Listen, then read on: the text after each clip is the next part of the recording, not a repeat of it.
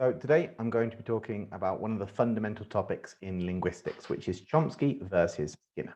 Okay. So Avram Noam Chomsky is the father of modern linguistics.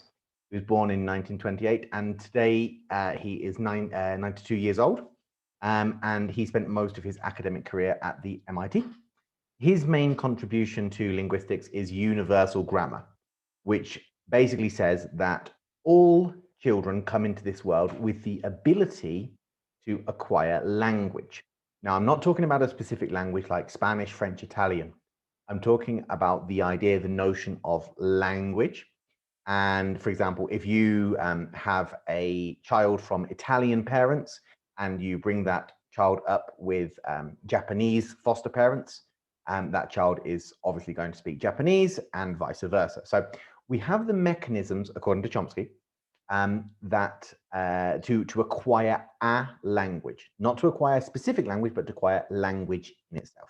Okay. B.F. Skinner was a behavioral psychologist, not fully a linguist. And some of the ideas that he applied from psychology to language don't really apply.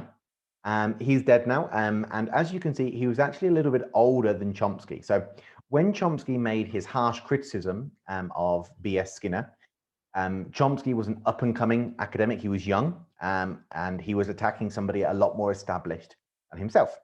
B.F. Skinner worked at Harvard, and his main contribution to the world of linguistics, science, language, was operant conditioning. And the idea behind operant conditioning is that you learn a behavior because when you do that behavior, somebody rewards you for it. Okay, good. Let's move on then. So, B.F. Skinner wrote Verbal Behavior in 1957. And in Verbal Behavior, his book, he said that language is a set of habits, just like playing the guitar, just like walking, just like driving, all these things we learn. And he said that nothing is innate. Innate means you are born with it. So he said, you are born with nothing. Your mind, your brain is tabula rasa. It's a blank slate. Your mind is just, there's nothing there. And when you're growing up, you learn this information. Okay. How do you learn this information? Well, with systematic observation of events. So in the case of language, that would be observing your mother speak, listening to your father speak, etc., etc. So at the heart of this debate is nature versus nurture. So is language in your genes, or do you learn language as a result of your upbringing, as a result of what your parents teach you? And B.F. Skinner said that it was completely nurture. You come to the world, there's nothing in our genes, there's nothing in our bodies that makes us want to speak or makes us want to use language. We simply learn it in the same way that we would learn to play the guitar or learn to drive or other activities, for example, I don't know, learn to write, okay? How did he come to this conclusion? Well, he conducted experiments with rats and pigeons. And what he observed was that the rat or the pigeon would press a bar voluntarily. Nobody forced the rat or the pigeon to do it, and it would be given a food pellet. Now, with the food pellet, the rat or the pigeon would be obviously happy because it had something to eat, and then it would press the bar again. And again, hey, yeah, and in that way you train the rat or you train the pigeon to press the bar. And when you press the bar, you get the food pellet and then you're happy, right? So that's called reward or reinforcement, okay? Now, obviously, language is a lot more complicated than just pressing a bar and getting a reward. So what you need to do is break down the complicated task of language into easier tasks, okay? And what B.F. Skinner observed was that he could make the experiment more complicated, and then they would learn how to do it again, and then make it more complicated. And by the end of the process, these rats and pigeons could do very complicated tasks just because you taught them to do it step by step. For example, there was a stage in the experiment where he would have a light, and if the light was on and the rat or the pigeon pressed the bar, a pellet would be given. But if they pressed the bar when the light was off, then nope, no prize, no pellet. No food was given. Okay. So this is what we call trial and error learning. So operant conditioning. So I pressed the bar and it didn't give me it. Oh, okay, because the light's off. Okay, now the light is on and I press it. Hey, guess what? I get some food.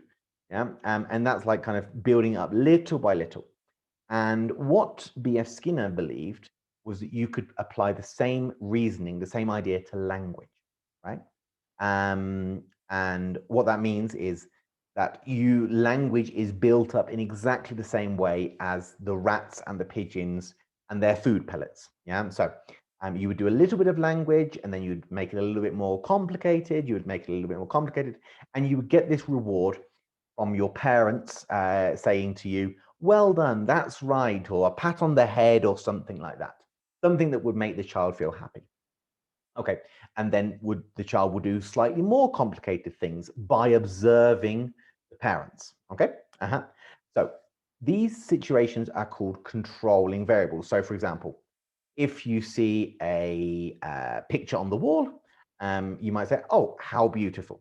Yeah, and the picture on the wall is a controlling variable and it provokes the utterance, how beautiful. Okay, or for example, if the child hears something like al fin y al, the child might say cabo, yeah, because that's like the al fin y al is the controlling variable, and that's how an utterance, speech, is controlled according to B.F. Skinner. Now, Noam Chomsky wrote a review of this in 1959, so just 2 years after he published it. He published it in 1957, and Chomsky published his review in 1959. And basically, it was a full attack on his ideas. The first thing he said was, okay, you can train rats and pigeons to press bars when lights are on, when lights are off. And he said, who cares? We're not talking about rats and pigeons. We're talking about humans. And Chomsky said that you've completely misunderstood the nature of language. Language is not simply a case of learning how to press bars and learning how to do all of these things that he was mentioning. And then what about reinforcement? Well, firstly, do you really get reinforcement from speaking? You know, in many cases, you can observe children speaking on their own. They're playing on their own and they're speaking. They're making noises, even though nobody is around to reward them. So why would they speak? Why would they make noises if there was no reward? I mean, the rat is not going to press the bar if no pellet is going to be given, right? So why would a child speak if nobody is there to reward them? Okay. Now, it was later discovered that mothers do not reinforce correct utterances, like correct grammar and well-structured sentences. They reinforce things that are true. Yeah. So, for example, if the child saw a teddy with one sock on and one sock off, the child might say, teddy sock off. Teddy sock off. And that's true in that case. And then the child would be rewarded. And the mother would be like, oh, well done, you did really well, blah, blah. Reinforcing an incorrect utterance. Yeah. However, if the child said, Teddy has both socks on, which is a perfectly formed utterance, perfectly grammatical, perfectly acceptable in adult language, but it's not true because the teddy has one sock on and one sock off, then the mother would likely say something like, no, Teddy doesn't have both. Teddy has one sock on and one sock off, or something like that. Okay. Therefore, language is not predictable.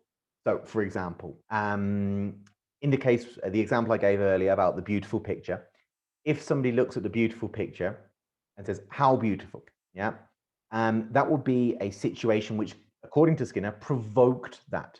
But what if the person didn't say that?